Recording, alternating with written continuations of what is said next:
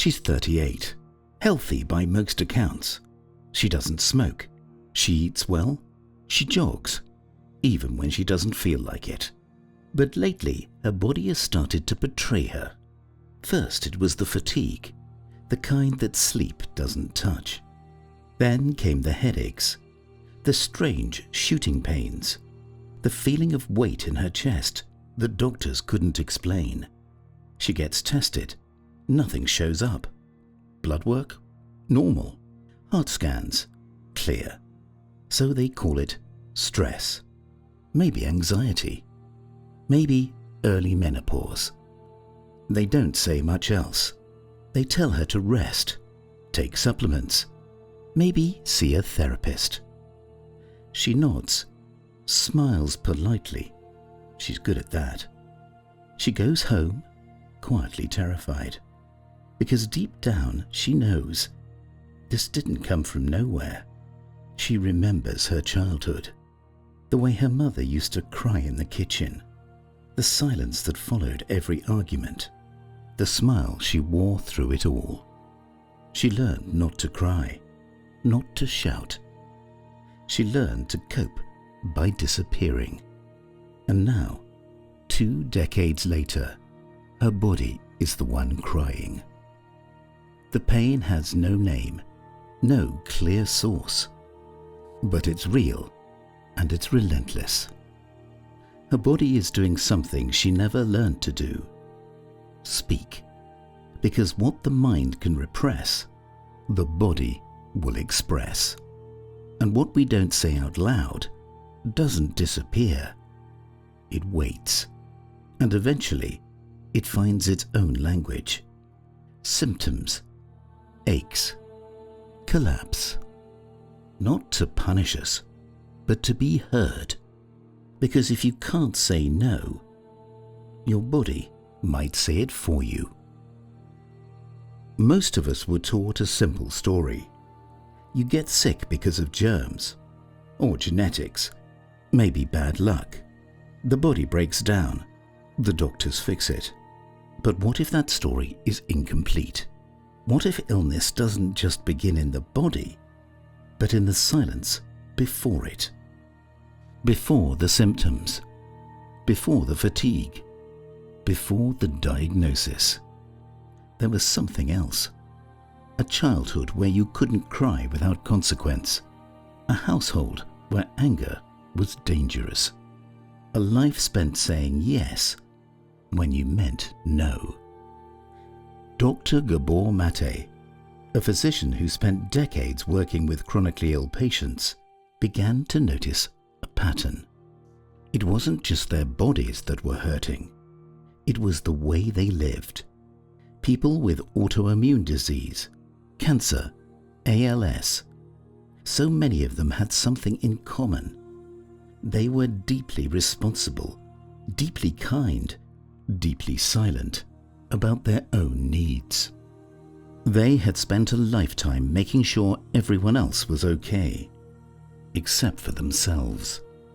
Maté's central claim is simple and deeply unsettling.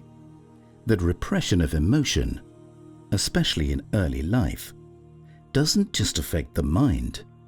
It reshapes the immune system. It alters the stress response. And over time, it can manifest as disease. In other words, what if chronic illness isn't just dysfunction? What if it's communication? What if your body isn't betraying you? It's trying to protect you. But it ran out of ways to whisper. So it started to scream. And that scream is the beginning of this story. Welcome to Mantis Library, where we trace the invisible architecture of meaning through shadow, myth, and the self. There's a difference between emotional regulation and emotional repression. Regulation is conscious. You feel the anger. You take a breath. You choose how to respond. Repression is different. It's not conscious, it's automatic. You don't feel the anger because you were never allowed to. It's not maturity, it's survival. Dr. Gabor Maté explains, when a child senses that expressing certain emotions, like anger, sadness or need, will lead to rejection, they adapt. They suppress, not to manipulate, but to stay connected. Because for a child, attachment isn't optional. The cost: the child loses connection with their authentic self. They grow up nice, pleasing, responsible, self-sacrificing. But inside, there's a backlog of emotion, unfelt, unspoken, unresolved.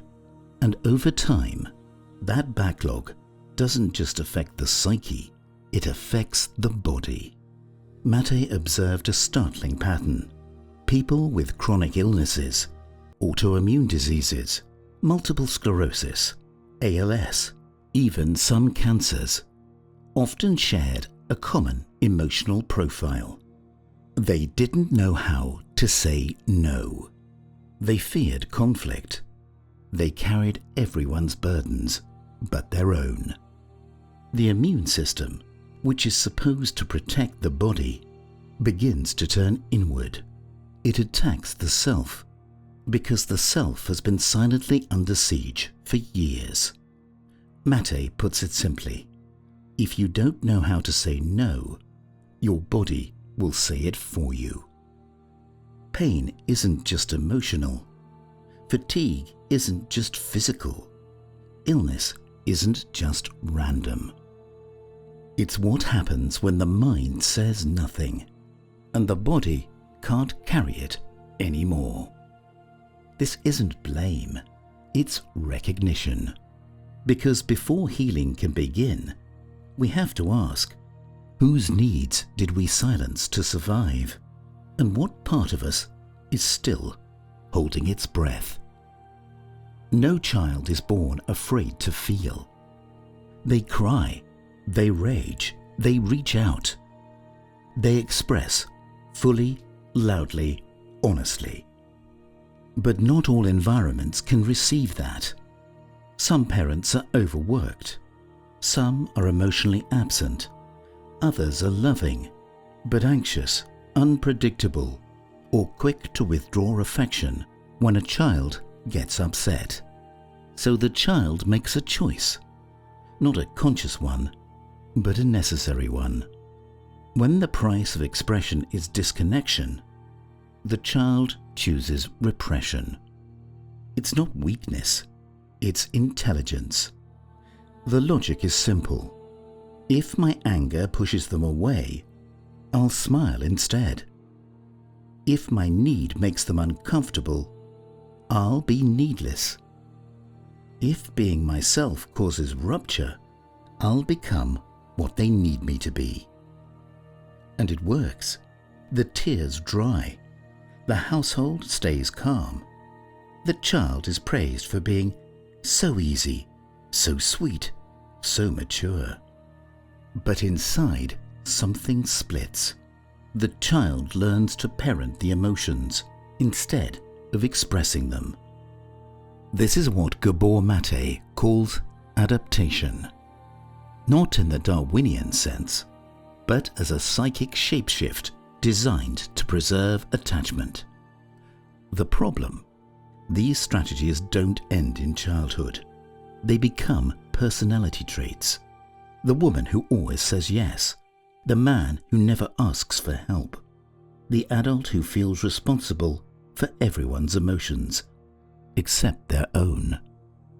And over time, the body becomes the container for all that's been buried. The suppressed anger doesn't vanish, it turns inward into chronic inflammation. The unexpressed grief doesn't dissolve, it lingers through fatigue, tension, illness. The body remembers what the mind was taught to forget. So when we ask why someone is sick, we can't just look at their genetics or habits. We have to ask, what survival role did their sickness once play? Because sometimes their symptoms are the adult echoes of a child who learned, don't feel, don't speak, just cope. We talk about stress like it's a calendar problem. Too many deadlines, too many demands, not enough time. But that's not what breaks us. It's not the email from your boss. It's not the tension you swallow after reading it. It's not the argument with your partner. It's the way you walk away saying, I'm fine, when you're not. Stress isn't what happens to us. It's what we do with what happens. And more often than not, we don't do anything. We suppress. We power through. We hold our breath and keep smiling. But the body keeps score. Chronic stress doesn't vanish when the week is over. It settles into your gut. It dysregulates your hormones. It lowers immunity. It lingers as inflammation, tightness, exhaustion. You tell yourself you're managing, but what you're really doing is accumulating, because the nervous system isn't a machine, it's a story, and every time you repress the truth of your experience, your body is forced to carry it for you, and eventually it can't anymore. We're taught to be good, to be polite, to keep the peace. But at what cost? From the outside, you might seem calm, helpful, put together, someone others admire. But inside, your jaw is always tight, your sleep is shallow, your chest feels like it's bracing for something. Gabor Maté put it simply, authenticity isn't a luxury, it's survival. When we deny our truth, our real needs, our anger, our grief, we aren't just being modest or mature, we're lying to ourselves. And the body knows it. Because repression isn't neutral. It's not letting go. It's internalizing conflict with no outlet. That conflict becomes tension. That tension becomes inflammation. That inflammation becomes dysfunction. The immune system doesn't operate in a vacuum. It listens. And when it hears that your emotions aren't safe to express, it adapts. But those adaptations come at a cost. Autoimmune disease, chronic fatigue, unexplained pain. Not as random curses, but as messages, signals.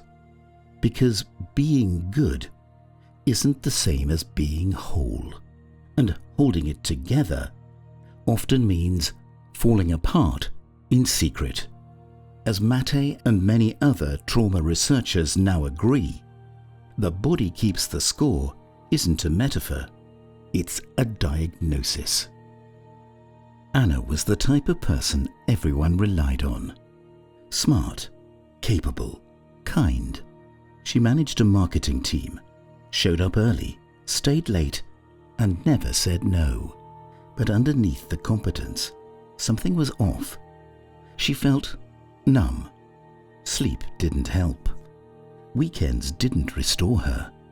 Then came the migraines, the gut issues, eventually panic attacks. She wasn't lazy, she wasn't weak, but her body was screaming, and she didn't know why.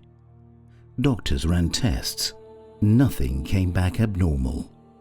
They called it stress, gave her supplements, suggested yoga. It didn't touch the core. Eventually, she tried something else, therapy. But not just for stress management, for truth. And the truth wasn't easy. She was angry, at her father for his control, at her boss for taking her for granted, at herself for pretending to be okay for so long. She'd spent her whole life being the good one, but inside, she'd abandoned herself. The shift didn't happen overnight, but over months, she stopped apologizing for her limits. She took fewer meetings. She said no more often. She wrote her feelings down without filtering them. She got honest. And the body responded. The panic attacks faded. The migraines lessened. The numbness lifted. Her healing didn't begin with medication. It began with honesty. Anna didn't need to become someone else. She just needed permission to be who she already was. And for the first time, her body could exhale. What if your body isn't failing you, but finally speaking up, not as punishment, but protest, against all the years you stayed quiet, against the roles you played to survive, against the disconnection you learned to call strength?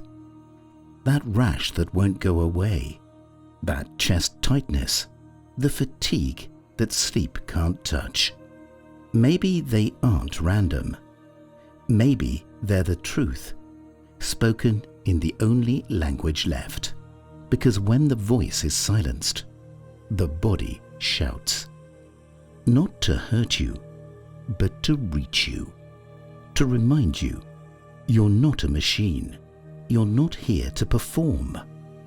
You're not meant to carry everyone else's weight at the expense of your own pulse.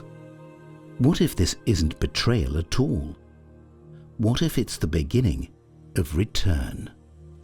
Your body isn't the enemy. It's the part of you that never gave up, not even when you did. Not every emotion gets felt. Some get buried, but they don't disappear. They wait, in the gut, in the jaw, in the tightness behind your eyes. They become tension. They become symptoms. They become syndromes with names like IBS, fibromyalgia, chronic fatigue. And because you've learned to fear emotion, we treat the body as broken. We sedate the pain. We numb the symptoms.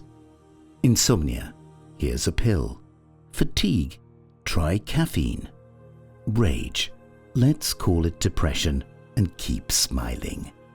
But beneath the diagnosis is a silence, a story never told, an anger never spoken, a grief never given a name.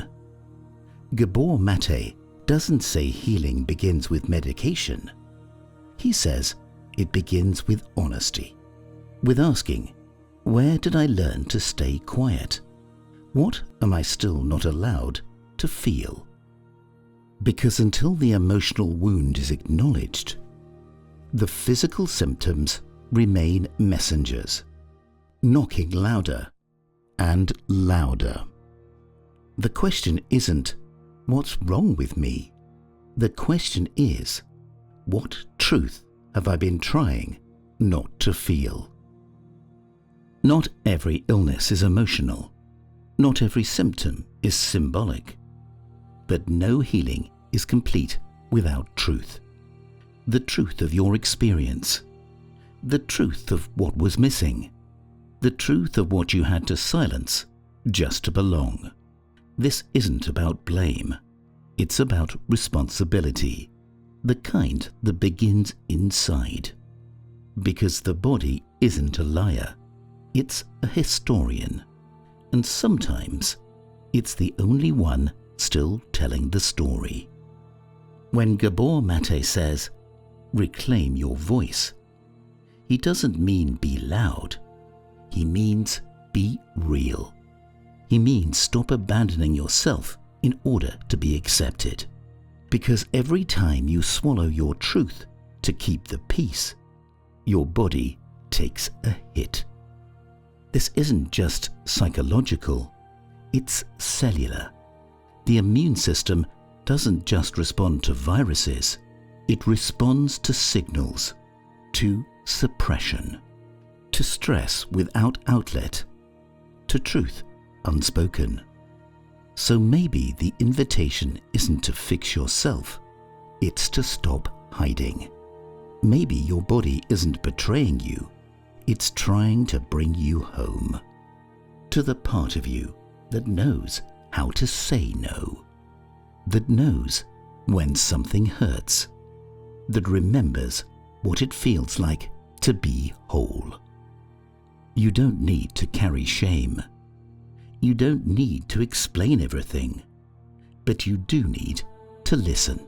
Because if, as the poet said, the wound is where the light enters, then maybe your symptoms are not the end, but the beginning. And if you liked this video, make sure to like, share and subscribe. Until next time, stay curious, stay mindful, and never stop exploring. We'll see you again in Mantis Library.